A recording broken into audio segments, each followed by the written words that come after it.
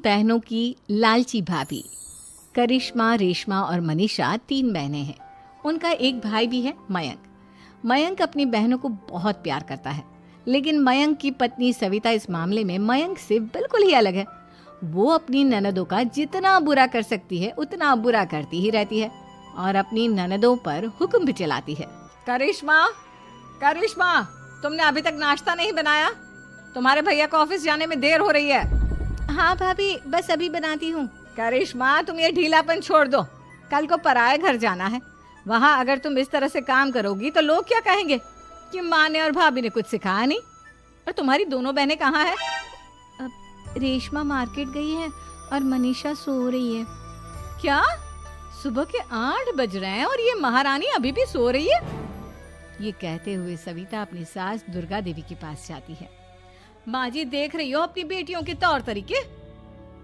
क्या हुआ बहू, सुबह सुबह क्या कर दिया मेरी बेटियों ने? अरे एक तो अभी अभी उठकर किचन में गई है, दूसरी सुबह सुबह बाहर चली गई और तीसरी अभी तक सो रही है। क्या करूं मैं इन तीनों का, मैं तो परेशान हो गई हूँ। जा जाकर उठा उसे और रेशमा से मैं बात करती हूँ। सविता सीधा मनीषा के कमरे में जाती है और उससे कहती है, महारानी जल्दी उठो, सूरज सर पर आ गया है।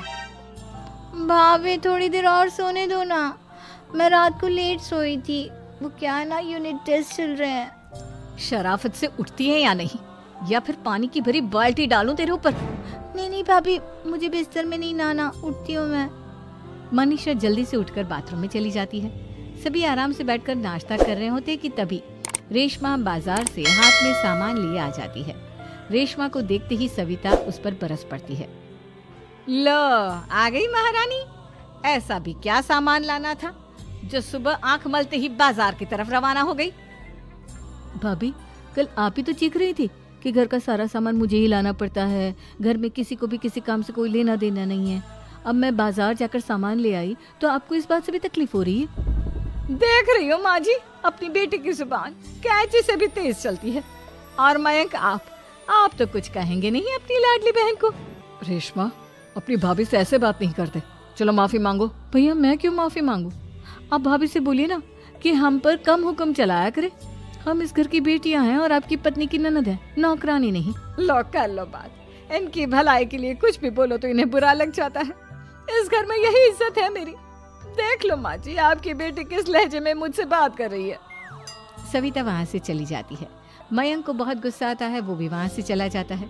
फिर करिश्मा रेशमा को समझाती है, रेशमा, तुम्हें भाभी से माफी मांग लेनी चाहिए थी ना। लेकिन दीदी, मैंने कुछ किया ही नहीं, तो मैं माफी क्यों मांगू? हाँ करिश्मा दीदी, रेशमा दीदी जैसे ही घर में आई भाभी ही उन पर चिल्ला रही थी। हाँ, मैं मानती हूँ कि गलती भाभी की थी। मैं तो इसलिए बोल रही हूँ कि भाभी ने माँ को तो पूरी तरह अपने वश में कर लिया है। वो हमारी बात सुनती ही नहीं। मयंक भैया हमारे लिए हमेशा खड़े रहते हैं, इसलिए उनकी बात का मान तो तुम्हें रखना चाहिए था ना। कोई फायदा नहीं दीदी, कुछ दिनों की बात और है, भाभी उन्हें भी हमारे खिलाफ भड़का देंगी। फिर वो भी माँ की तरह हमारी किसी बात का विश्वास नहीं करेंगे। इसी तरह सविता अपनी तीनों ननदों को किसी न किसी बात पर परेशान करती रहती थी। एक दिन मयंक अपनी तीनों बहनों के लिए गिफ्ट लाया। क्या रेशमा, ये तुम्हारे लिए हार का सेट। रेशमा, तुम्हारे लिए सुंदर सी ड्रेस। और मनीषा, तुम्हें किताबें पसंद है ना, तुम्हारे लिए किताबें लाया हूँ। थैंक यू भैया। थैंक यू भैया। थैंक यू भैया। करिश्मा, तुम्हारा नेकलेस कितना सुंदर है। ये भैया कहाँ से ले आए होंगे? मैंने भैया को 3 दिन पहले फोन पर ये डिजाइन दिखाया था और आज भैया ये ले आए। सविता तो अपनी ननदों के गिफ्ट्स देखकर जल गई और करिश्मा का नेकलेस तो उसे भी बहुत पसंद आया था। अपनी बहनों के लिए कितना अच्छा नेकलेस लेकर आए हैं, मुझे कभी कोई गिफ्ट नहीं दिया। मैं आज ही ये हार चुरा लूंगी। रात में सविता करिश्मा का हार चुरा लेती है और इसी तरह उसे अपनी ननदों की जो भी चीज अच्छी लगती वो उसे मांगती नहीं, बल्कि रात के अंधेरे में चुरा लेती। इसी तरह दिन बीतते गए और सविता ने मयंक के दिल में भी उसकी बहनों के लिए नफरत पैदा कर दी। एक दिन मयंक ने करिश्मा और रेशमा के लिए रिश्ता देखा और ये बात उसने घर में सबको बताई। माँ, करिश्मा और रेशमा के लिए बहुत अच्छा रिश्ता आया है। वो लोग कल इन्हें देखने आ रहे हैं। आप और सविता मिलकर सारी तैयारी कर लेना। ये सुनकर करिश्मा और रेशमा खुश हो जाती हैं, लेकिन सविता सोचती है, अगर इन दोनों बहनों की शादी हो गई तो घर और बाहर का काम कौन करेगा? मनीषा तो एक नंबर की कामचोर है, उससे तो किसी बात की उम्मीद लगाना ही बेकार है। मुझे इस शादी को रोकना होगा। अगले दिन सभी लड़के वालों के स्वागत की तैयारी करने में लगे होते हैं।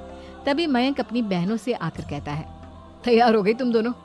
देखो दोनों लड़के बहुत अच्छे हैं, मैं कोई कसर नहीं छोड़ना चाहता, इसलिए तुम उनके सामने अच्छे से बिहेव करना और अपनी भाभी से लड़ने मत लग जाना। करिश्मा, तुम वो नेकलेस पहन लो ना जो मैं तुम्हारे लिए लाया था।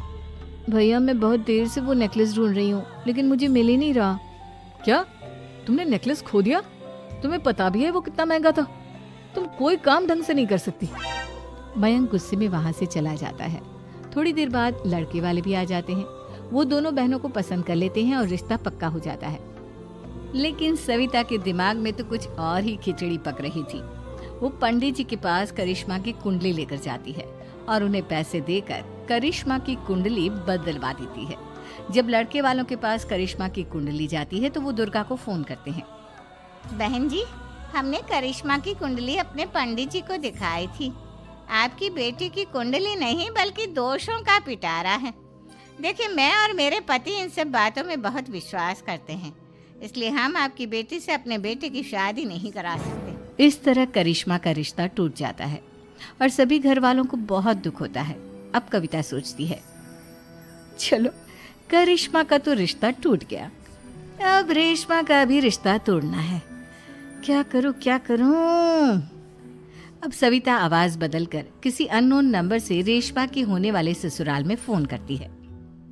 हेलो, मैं कौन हूँ कौन नहीं ये आपके लिए जानना जरूरी नहीं, बस इतना सुन लो कि रेशमा का 2 साल से किसी के साथ अफेयर चल रहा है। बस रेशमा का रिश्ता तोड़वाने के लिए सविता का इतना कहना काफी था।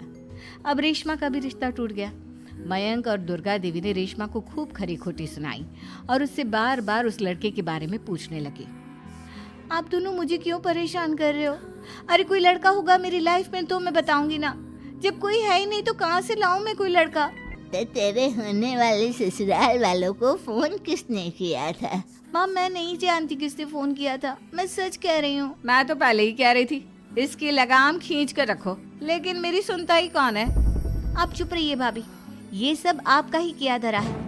अब तीनों बहनों को विश्वास हो जाता है कि ये सब उनकी भाभी ही कर रही है। तीनों बहनें अपनी भाभी को सबक सिखाने के लिए एक वकील कर लेती है और घर में हिस्सा मांगना। देखो भैया, माँ बाप की जायदाद में जितना बेटों का हक होता है उतना ही बेटियों का, इसलिए इस घर के 4 हिस्से होंगे और हमें अपना हिस्सा चाहिए।